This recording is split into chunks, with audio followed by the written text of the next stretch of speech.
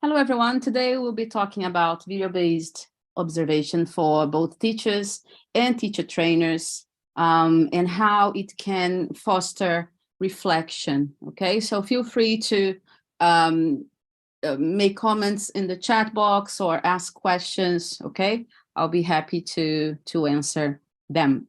And this is based on my master's dissertation, and it also has to do with hopefully my forthcoming PhD dissertation as well. So I'm very interested in examining how videos can impact teachers' reflection, teacher self-reflection. So I'll be sharing some findings from my research that I did in 2018.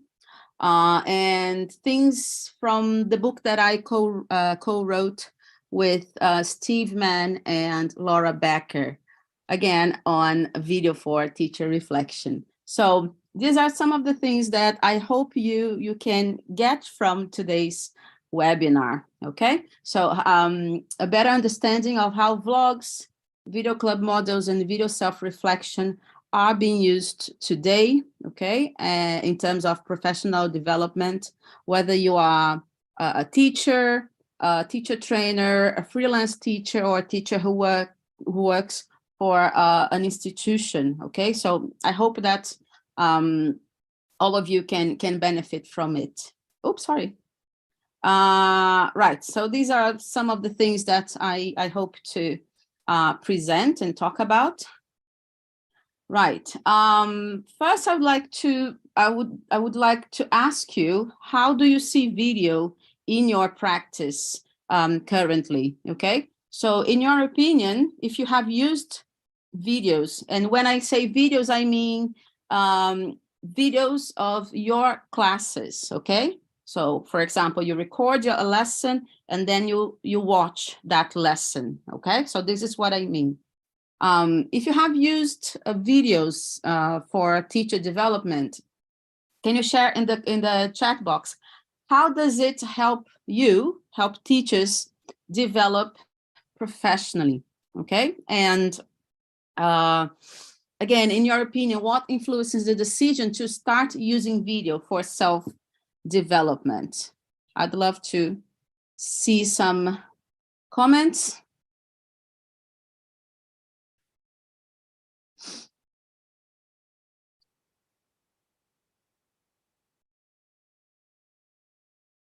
So this is a quote from Steve Mann and Steve Walsh, and I 100% agree with it. I don't need to read it. You can read it yourself. But I think what they mean by that is video is a extremely powerful tool to gather data, which will make our reflection more objective, and it would be evidence-based as well. So this is one of the affordances of videos, right? And Steve Mann and Steve Walsh also talk about professional development in the wild. Do you have any guess of what that means, in the wild? Because perhaps if you want to know more about it, you can Google that expression, in the wild. So professional development in the wild is the development that we have ownership of our own development. So we don't need an institution to sponsor us or to pay for us to attend conferences. So it's when we have the inner will of developing, and there are informal ways of doing that, very affordable and sometimes even free. For example, now you are attending a free webinar, right? And I hope that you did that voluntarily. So nobody told you to come and attend this webinar, right? So this is doing development in the wild, okay? And video would fit in that framework. So let's talk about video self-reflection. I'm so sorry. I need to mute myself when I cough. So video self-reflection. So what do we do, right? So we collect data from our own context. So you can use, you can record your lessons. If you teach online, you can record via Zoom. And if you teach face-to-face, you can use your phone. You don't need anything fancy or expensive, right? Your phone and a camera is a good start. So when we do reflection in action, we also develop this process of inquiry. So reflecting and examining things, asking ourselves questions that perhaps without the videos, we are not able to do it. We're not able to answer, okay? So with the videos, we have detailed data and we can find fine-grained features of our own practice. And we're also able to do a micro-level analysis. So, and this has to do with the detailed data. So we can really specify what we want to see, and we can examine specific moments, teachable moments where something interesting happened or something that you want to examine further. And it's also a combination of theory and practice, reflection in action, because we have the practice of the videos, right? With the rewatching the videos and discussions, but there's also theory behind that. And this is from our forthcoming book. So what we believe, and I say Steve, Man, Laura, and myself, that before we start watching our own videos and observe our classes, it's very, very helpful, and it's, let's say, less intimidating. It can be less intimidating to observe other people before we observe ourselves. Okay, so this helps scaffolding our viewing of our own teaching. So we could start by observing learners and really developing this analytical and descriptive mindset. So we can, what I mean is, we could record our sessions, and instead of observing ourselves straight away, let's observe learners, how they react, how they respond to our instructions, for example. How do they respond to being corrected, for instance, okay? So, and then we could observe other teachers, not ourselves, other teachers. And we can also do some peer feedback, peer observation, peer reflection. So I don't know if you have heard of the term critical friend. If you have, type on the chat box. Critical friend. So a critical friend is a friend. It can be a colleague. Let me see who else. Not yet. Okay, Mark. So a critical friend is usually a colleague that you trust, okay, that usually works in the same area, perhaps in the same school or the same course. And it is someone you trust and you want to, and then you can develop this you can develop this peer observation scheme with them, and they can be really honest with you, right? Without being mean. when you observe each other's lesson. And it helps, this peer observation helps both of us, both the teacher who is being observed and the teacher who is observing, right? So it's very useful to have a critical friend, to find a critical friend when we observe other teachers. And this can prime us to start observing ourselves and develop those skills that are very important when we observe ourselves. And then this can lead to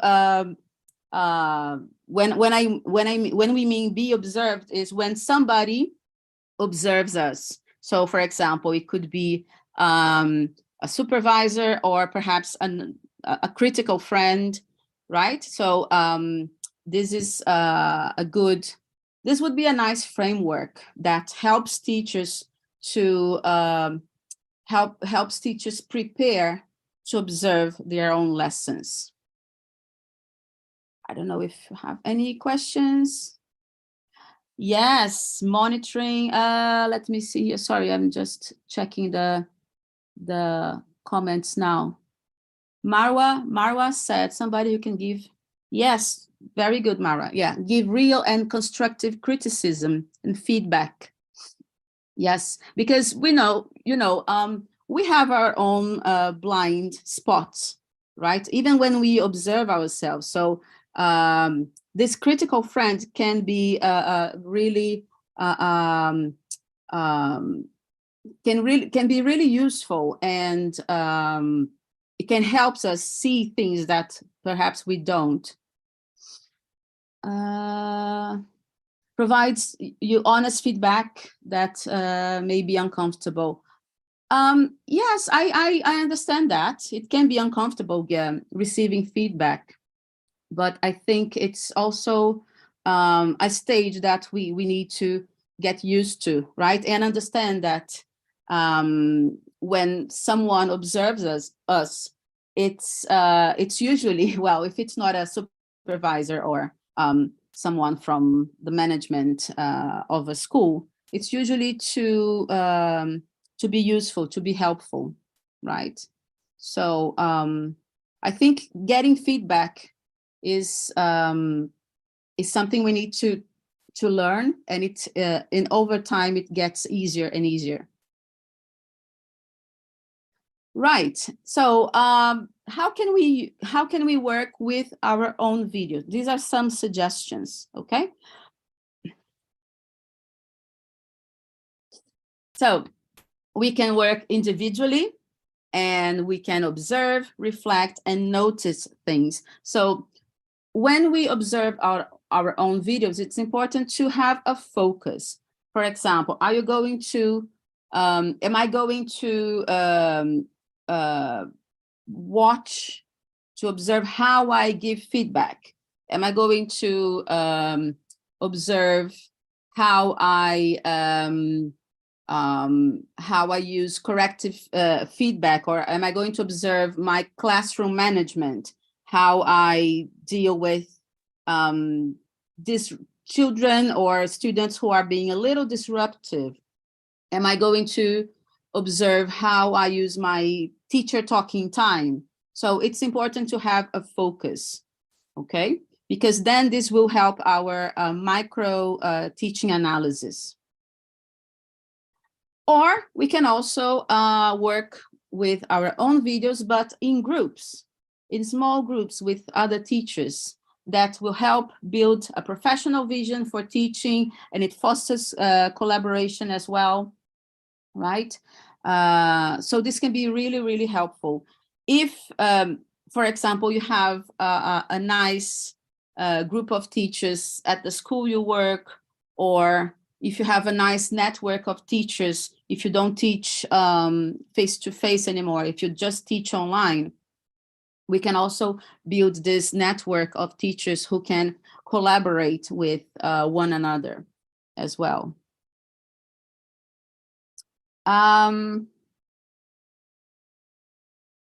Right, and how can we fit reflection into our busy lives, because I know we are busy, right? These are just some suggestions. So instead of recording a whole lesson, I don't know how long your lessons are. Can you let me know in the chat box? Do you teach a 1 hour lesson, 50 minutes, 2 hours non-stop? How long are your lessons? 2 hours. Wow, Jasmine. 1 hour from 30 to 50, 4 hours. Ron, wow, 45. And I complain about my hour lesson. 4 hours, okay, 45, an hour and a half. Right. So something that teachers usually not complain, but I understand it can be a drawback when working with videos is, okay, how am I going to do it? Am I going to record a 1 hour lesson? How can I store that data? I don't have enough space in my computer to store that data. So what I say is that you don't need to record a 1 hour, a 2 hour lesson, okay? You can record part of a lesson where you think this would be, that would be really relevant to your observation. So you can record from 7 to 15 minutes, depending on how long they are, your lessons are. So you can record just a snippet of your lesson and work with that, because that's more manageable than recording 1 hour. Nobody has time to watch, to teach and then watch a 1 hour lesson, right? I completely understand that. But we might have time to watch a 15-minute class during our lunch time or break time. So it's more manageable, right? It's also important to plan for reflection, to plan, okay? So for example, in the beginning of the week, maybe you can plan, okay, I'm going to record a 15-minute snippet of my lesson on Wednesday. So you plan for that. And you can watch, as I said, you can watch the lesson after the break, or if you take the bus like me on your bus journey. Okay, these are some suggestions. Now I'm going to show you some of the findings from as I've mentioned before, from my master's dissertation, where I interviewed teachers who used different types of videos for their own professional development. And this one is by Dirk. When the name is visible, is because they gave me consent to share their names. Okay, so I'm not doing anything wrong. This is by Dirk, and this is part of the interviews that I did. Okay, so as you can see here, I'll give you a few minutes to read. And this teacher, what he did, yeah, he used to record his classes with teenagers, and he had I think 2 or 3 cameras in each table to record the group work, and also to record himself at I think, if I'm not, this was in 2017, guys, so I apologize if if my memory fails me, but if I remember, he said that he had a camera in one of the edges of the class, who could that could record him. So he had different cameras. So this is this is part of the reflection. And I want to highlight this as a few things he said. So he said, it helped me to become aware of the strengths of myself and the students, and also become aware of what I was feeling during the lessons, whether I felt comfortable or not. So I think this is very powerful.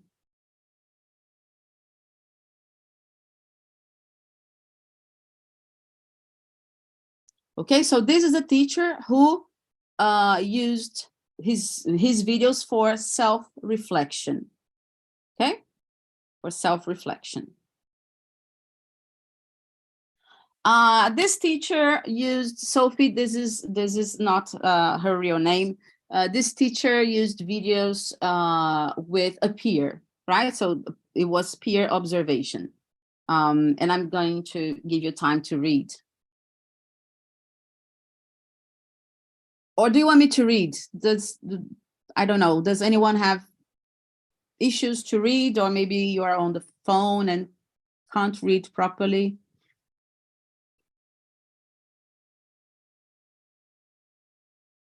Can you read? Can you read those? Can you read this text, or is it too small? Ron, Mo, what do you think? Yeah, okay. I'm just thinking of the font now.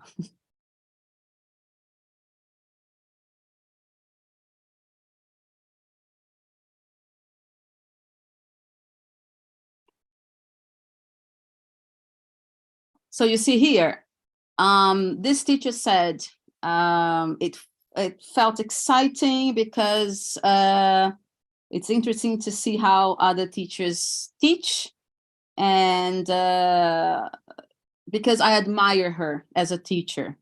So as it was about that critical friend that I've mentioned before, yeah, right? So this teacher found a critical friend, and they would sometimes watch each other's classes. But she's also mentioning some issues. It was sometimes difficult to concentrate because of technical sound. So this might happen, right? Depending on the room, if you teach in a big room, it might be difficult to pick up the sounds. So it might be helpful to use microphones as well. So we need to think about those issues as well, right? Technical issues.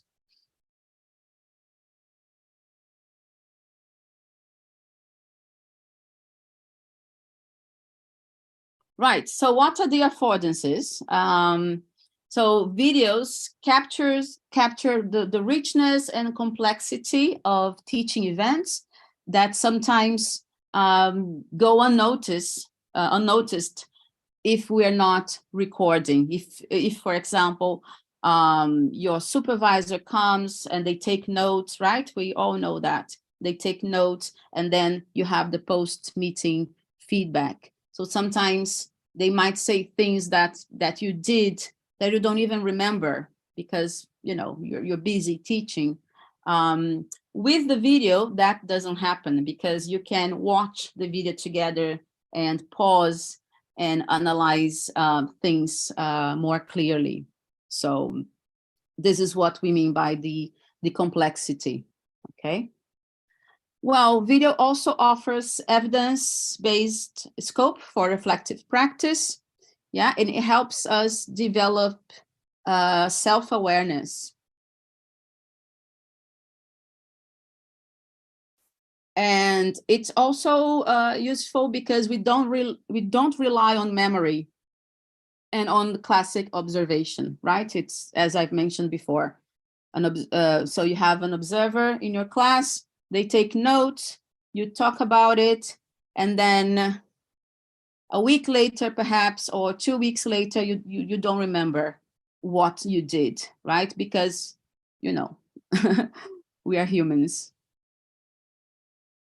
Bilal is saying, watching others teach is exciting as I can find out his strengths and downsides. Yes.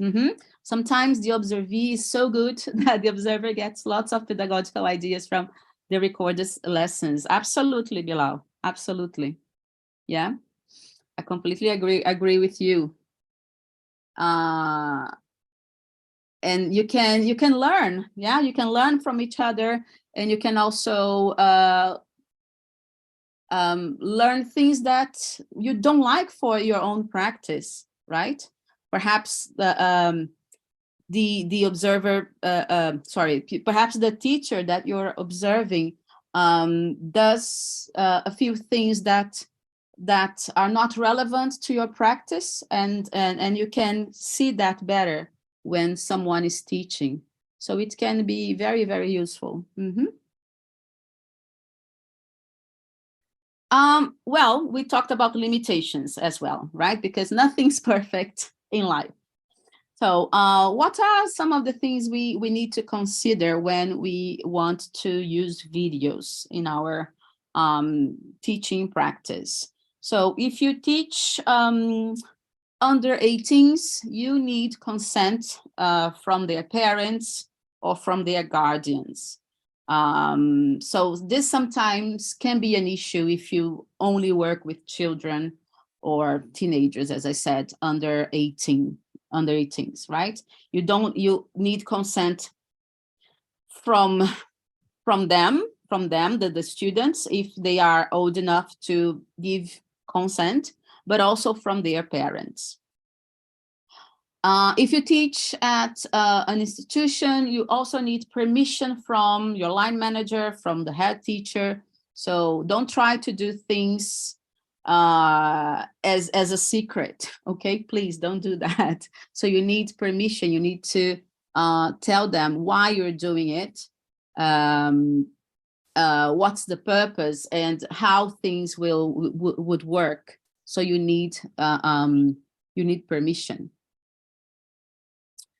There might be time constraints as well for watching and reflecting. So if you teach back-to-back lessons, one after the other, it might be difficult to, not impossible, but it might be difficult to find some time for you to watch and reflect. Because the idea of videos, everyone, is not to add an extra burden to you. It's the opposite. It's the videos are tools to help you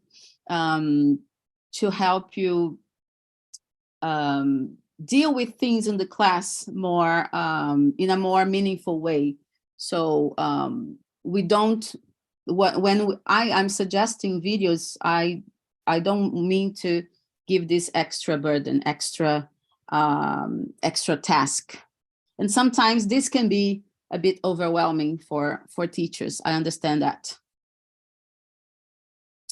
Let me see if there are any questions.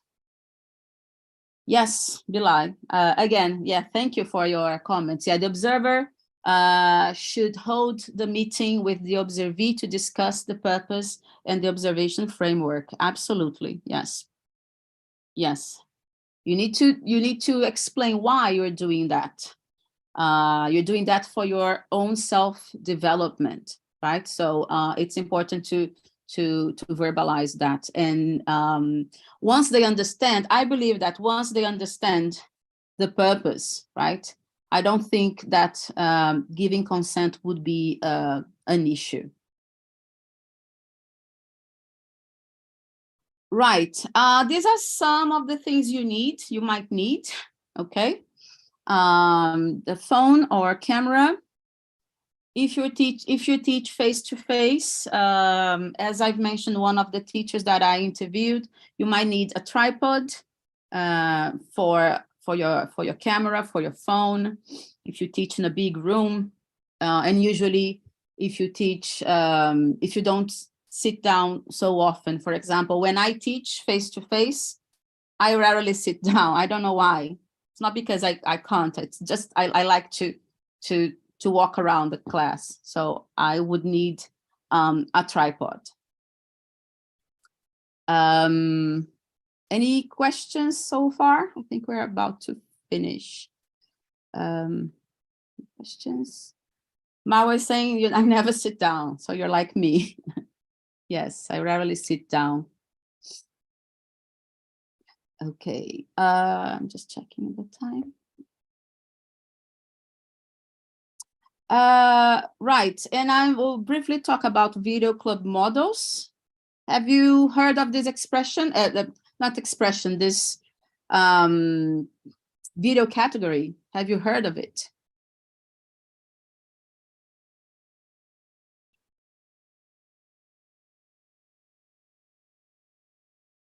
Okay, what's the principle? What is it? Video, okay, no. All right, okay, good. So the principle is to select and watch a video of oneself, okay? Or you can watch your own video or another teacher and discuss it among teachers, okay? It can be more experienced teachers, including a critical friend. So this would be a group viewing and reflection. You can find examples of that on YouTube, of course. There's also a website called TeacherTube. Vilti. Vilti is a project by the University of Warwick, where I study. And you can see some samples of that. So it's basically doing reflection as a group.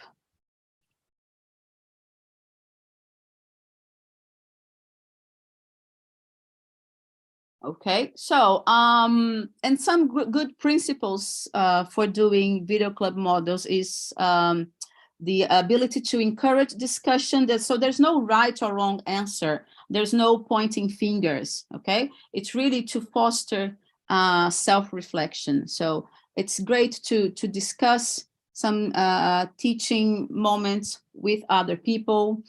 It encourages autonomy as well. There shouldn't be right or wrong answers, as I've mentioned before. So we can ask open-ended questions.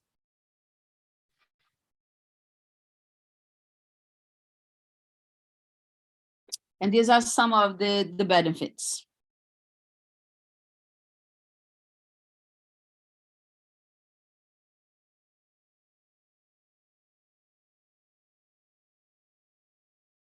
I think I particularly like the third one, observe interaction analysis.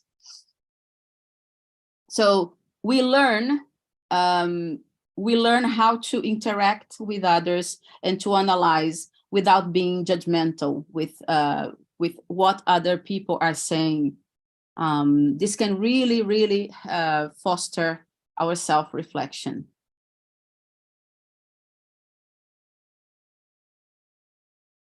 Marwa, sometimes judging our practices is demotivating and discouraging. I agree with you. Some people love frustrating others or belittling them. Yes, but when we propose video club models, we really need to, it's important to have teachers who voluntarily want to do it. They are not, nobody should be forced to participate into those tasks. So I think that's number one. We should not force people, right? So once they are willing to participate, they are willing to join and collaborate. I think it's important to set some ground rules as well, because perhaps they don't know how to observe, how to give feedback. They have the good willing, but they might not know how. So it would be useful to set some ground rules.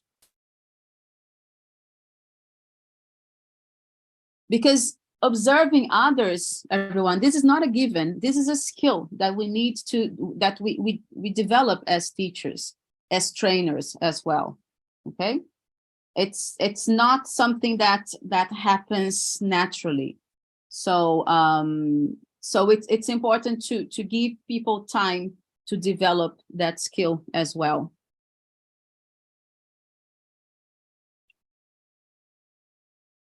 Yeah, feedback should be objective, but it's sometimes it's difficult to give objective feedback, right?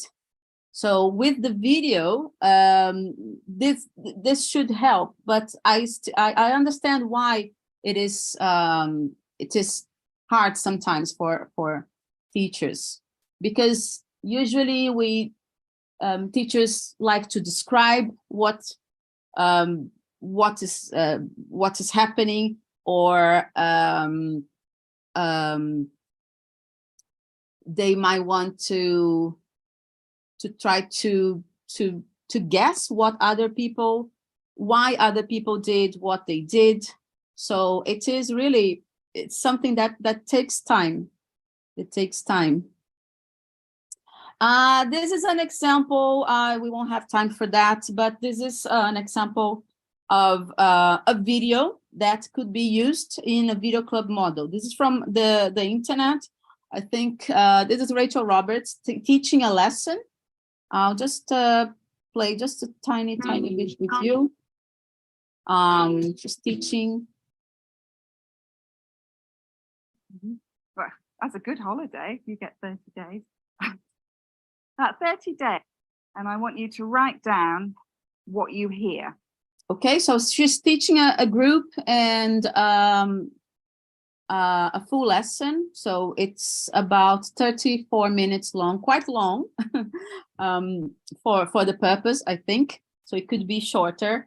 But this would be a good video to use if you want, for example, to observe and discuss how the teacher interacted with the pair work, how she monitored the pairs. So there are different questions to be discussed.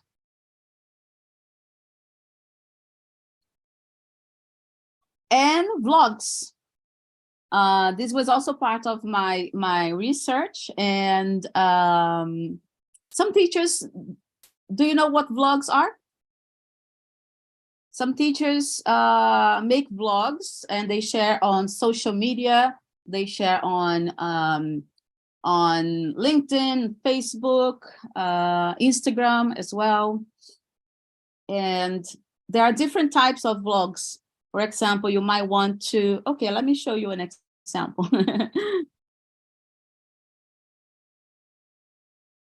And this is based on my findings from teachers who vlog, and they talked about the affordances. So it is affordable, it is cheap, right, or free. You don't need to spend extra money on that. This teacher also mentioned that you can multiply knowledge with bite-sized videos.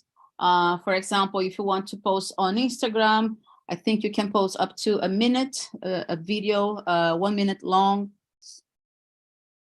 You can also self-promote your classes, your business. It's also validation of your work as well. And I think the last one really speaks to what's been happening now. It's easier to digest. It's easier to watch and understand compared to a 20-minute video.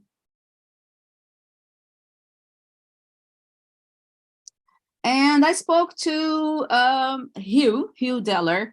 He used to make, not so much nowadays, but a few years ago, he used to make quite nice vlogs and posted his videos on Facebook. And all the videos had very good engagement. And he was usually talking about a conference that he attended, the questions that he gets from teachers. And this is part of the interview that I had with him. I hope you can read that.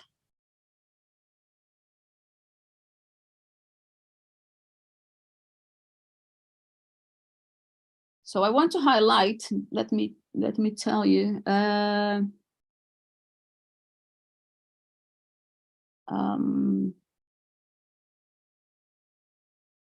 Yeah, I want to highlight this, the line 8. He said, when you do it that way, it's quite easy to squeeze into a 5-minute video, maximum 5 minutes. I think you want to be doing the most, and when you then notice when they get a lot of responses on social media and the hits, they get shared, and possibly the easier for people to digest than a longer blog post. So he was talking about his experience with the vlogs that he shared.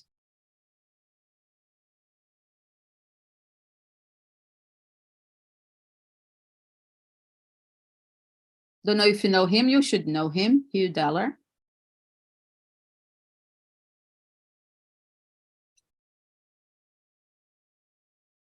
Does anyone here make vlogs about teaching, not on about your personal life, but anyone makes vlogs about teaching? Yes. Oh, that's nice.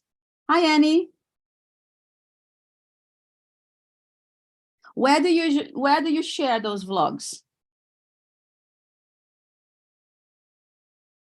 Where do you share those vlogs? Website? Okay. Yes. You have a YouTube video, a YouTube channel, Annie, right? Mawa, how about you? YouTube channel? Yeah. YouTube. Yeah, I forgot about YouTube. How come?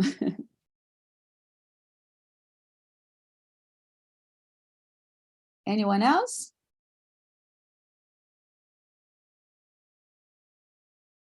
Great, great. Ron too, yeah?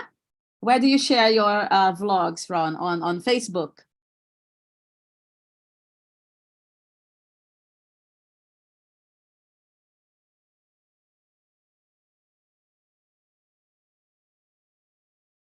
LinkedIn, okay. Facebook and YouTube, okay. Riham is saying LinkedIn. Yeah, great. Because they can be very nice for our own practice as well, because you get questions from teachers, comments, right? Sometimes they want to challenge us, test us, and it makes you think and reflect. I'm not gonna, but this is just a screenshot of one of Hugh's vlogs. I don't even know if it's still, let me see if it's still on. Yeah, not available anymore.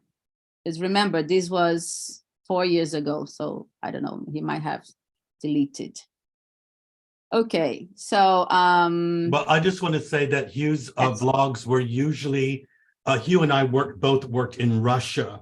And so most of his vlogs were about the lexical approach and how he interacted with people who he was instructing on how to use the lexical approach in connection to the books that he was selling. Right. So I think you've got to put that into perspective, okay? Yeah. And one of the reasons that his things aren't usually not available anymore is because of the situation in Russia. Right, yeah. But this was before the situation in Russia, Ron. That's right. Yeah, that's right. 2017. Yeah, well, that's right. But him and I were both working in Russia at that same time. Right. And most of the videos, well, I'm very aware who he is. I know him very well. You know. You know him. I think I know everybody in this business. Yes, yeah. So I just sorry, Ron, can you? Yeah, so they're very interesting. You can still see on LinkedIn, I know that Hugh still does his 1-minute vlogs. Right. Yeah, they're different than the ones where he was doing the lexical approach. And I think those are great too. He's just talking to the audience about a situation or something. Yeah. And I think that's a good example of using video as a teacher to do what's called a micro lesson. So, Hugh does micro lessons in his 1-minute vlogs that he does on LinkedIn. And that's a little bit different than actually, you teaching in a classroom, because there's different perspectives about doing videos. Yeah, absolutely. Yes. I remember like me, I like to watch me presenting myself, and I watch them over and over to see, what language mistakes I make, Mhm. my tempo, what am I saying? Am I speaking too fast? Was it clear about that point? What did I miss? Because we have to learn how to, criticize ourselves. Absolutely. It's very enlightening. Yeah, it's very, it's an eye-opening, I think, an eye-opening thing for us. So, It is. so one of the vlogs, I just want to highlight the engagement, everyone. So there were 10 shares, a few comments, but lots of reactions. And this was, I think he was in an airport and he was talking about a conference that he attended and the questions that people asked him. That was very interesting. Okay. So yeah, we're coming to the end of the session, and I would like to propose these reflection tasks with you. So which video method, and we talked about self-reflection, vlogs, and video club models, right? So which ones or which one did you relate the most and the most to, and why? Okay. So can you answer in the chat box?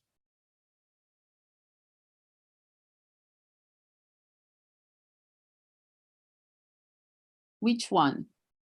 And also, which one would you like to try, maybe? Well, if Mark or Mo is there, if you do have a comment, this is the time where you can just raise your hand and we can get your voice on. Okay, so you can ask Cecilia a question directly. So anyone have a question that they want to ask, just raise your hand. Yes, yes, absolutely.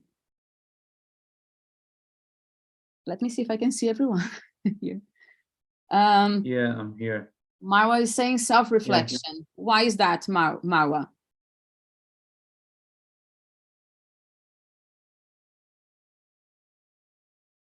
It had some nice contributions. Thank you.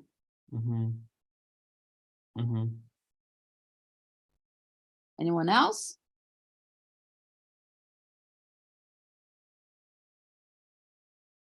So guys, we're looking at the chat box at the moment.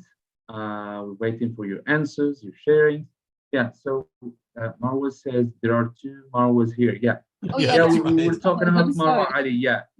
What about you, Marwa Saif? Yeah, Ms. Marwa, what about you? Both of you can contribute. Why not? Yeah.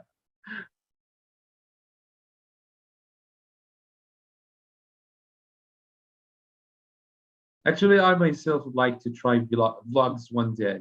Right. Well, can we unmute Marwa Saif? Saif? Yeah, sure. Just a second.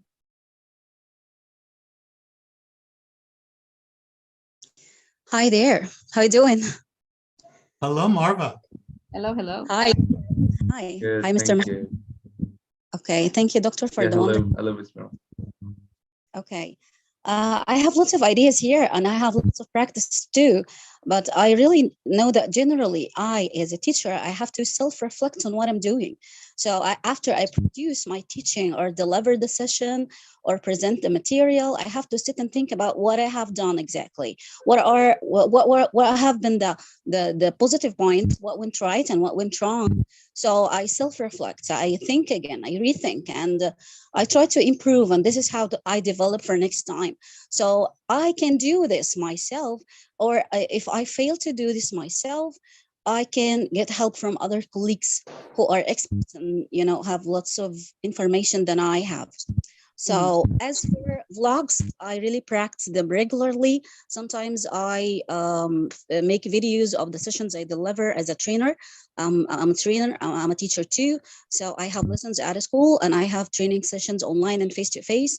I can make videos and I post part of them on the YouTube, and I think about how I did, and I get the opinion from my colleagues and teachers and professors and that sort of thing.